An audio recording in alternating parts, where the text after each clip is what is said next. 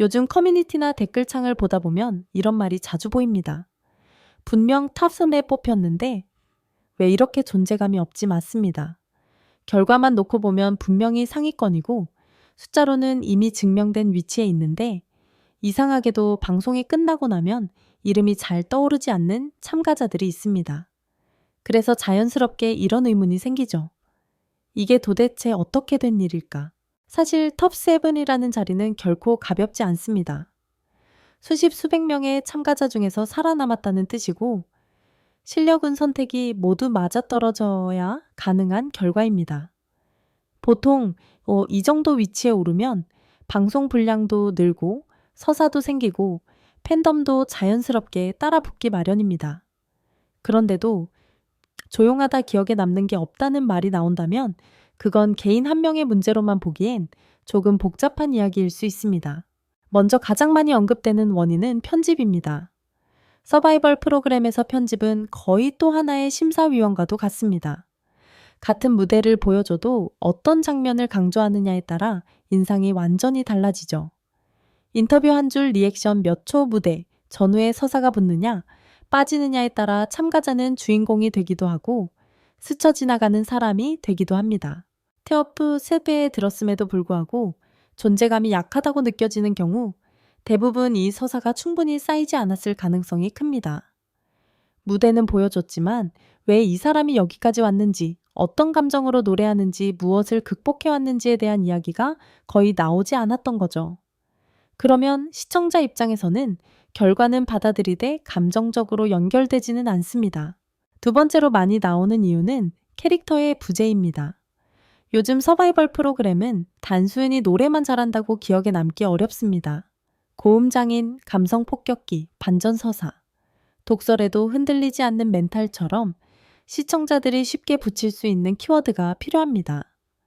그런데 이 키워드가 명확하지 않으면 실력은 인정받아도 화제성은 따라오지 않습니다.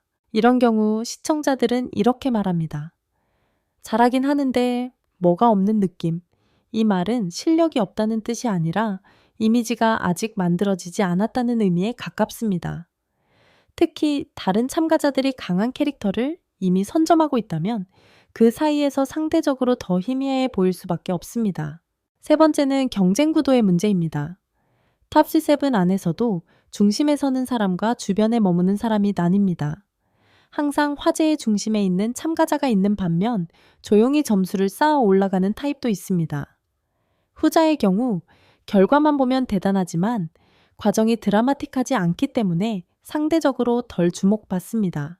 문제는 방송이라는 매체가 결과보다 과정을 더 중요하게 소비한다는 점입니다.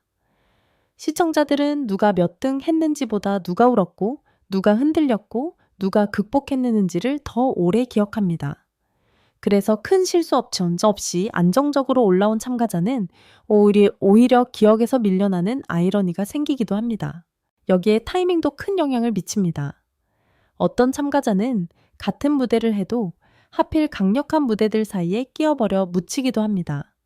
앞 무대가 너무 강렬하거나 다음 무대가 더 화제가 되면 그 사이에 낀 무대는 상대적으로 덜 회자될 수밖에 없습니다.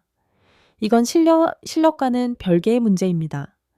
방송 흐름이라는 게 원래 그렇습니다.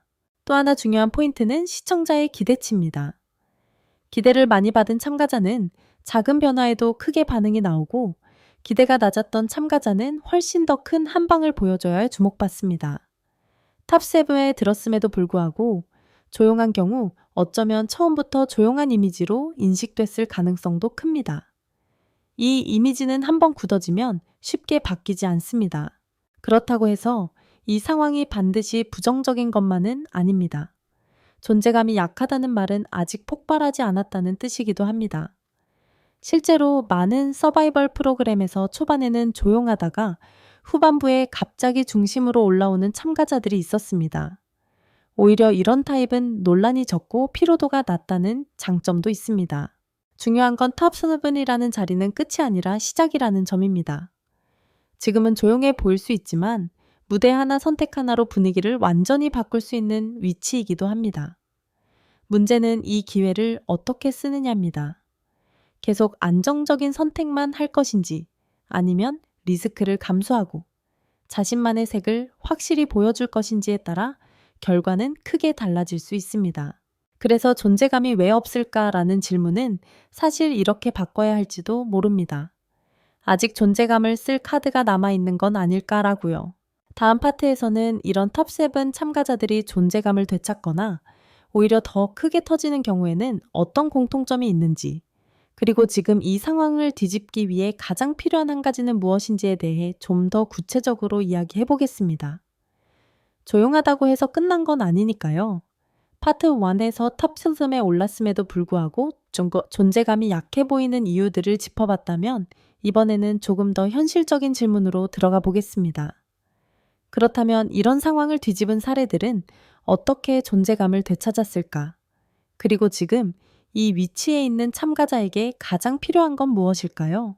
가장 먼저 공통적으로 나타나는 변화는 무대 선택의 방향 전환입니다. 존재감이 약하다는 평가를 받는 참가자들은 대체로 안전한 선택을 반복해왔을 가능성이 큽니다. 음정이 안정적인 곡, 무난한 해서 큰 실수는 없지만 큰 파장도 없는 무대들. 이런 선택은 생존에는 유리하지만 기억에는 잘 남지 않습니다. 그래서 많은 참가자들이 어느 시점에 과감한 선택을 합니다. 성공하든 실패하든 이 사람은 이런 선택을 할 줄 아는 사람이구나 라는 인식을 남기는 거죠. 두 번째는 감정의 노출 방식 변화입니다. 조용히 올라온 참가자일수록 감정을 최대한 절제하는 경향이 있습니다. 하지만 서바이벌 후반부로 갈수록 시청자들은 완성도만큼이나 진심을 보고 싶어 합니다. 이때 중요한 건 울거나 고백을 쏟아내는 게 아니라 노래 안에서 감정의 이유가 보이게 만드는 것입니다. 왜 이 노래를 불렀는지, 이 가사가 왜 지금의 나와 맞는지, 그 연결고리가 보이는 순간 존재감은 자연스럽게 살아납니다. 세 번째는 리액션과 태도의 변화입니다. 무대 위뿐만 아니라 무대 밖에서도 시청자는 이야기를 봅니다. 평가를 들을 때의 표정, 다른 참가자의 무대를 바라보는 시선 결과를 받아들이는 태도까지 모두 서사의 일부가 됩니다. 조용하던 참가자가 어느 순간부터 자신의 감정을 숨기지 않고 드러내기 시작하면 시청자들은 그 변화를 즉각 감지합니다. 이 사람이 달라지고 있다는 느낌은 생각보다 강한 인상을 남깁니다. 또 하나 중요한 요소는 비교 지점의 생성입니다. 존재감이 생기는 순간은 누군가와 비교되기 시작할 때입니다. 비슷한 스타일의 참가자와 맞붙거나 정반대의 성향을 가진 사람과 같은 무대에 서게 될 때 차별점이 분명해집니다.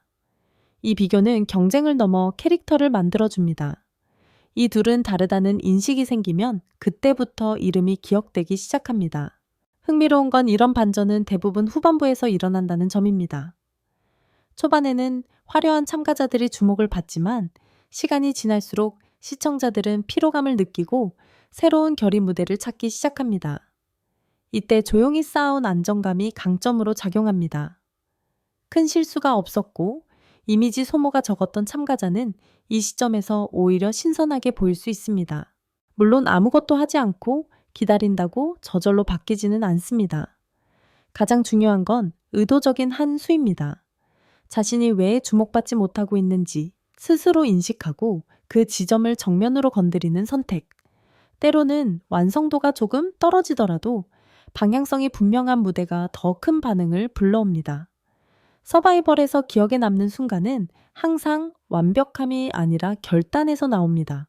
시청자 입장에서 보면 이런 변화는 의외의 재미를 줍니다. 이미 결과가 정해진 듯 보이던 판이 흔들리기 시작하는 순간이기 때문입니다. 그래서 탑7 안에서 존재감이 약하던 참가자가 갑자기 중심으로 올라오는 장면은 프로그램 전체에 긴장감을 불어넣습니다.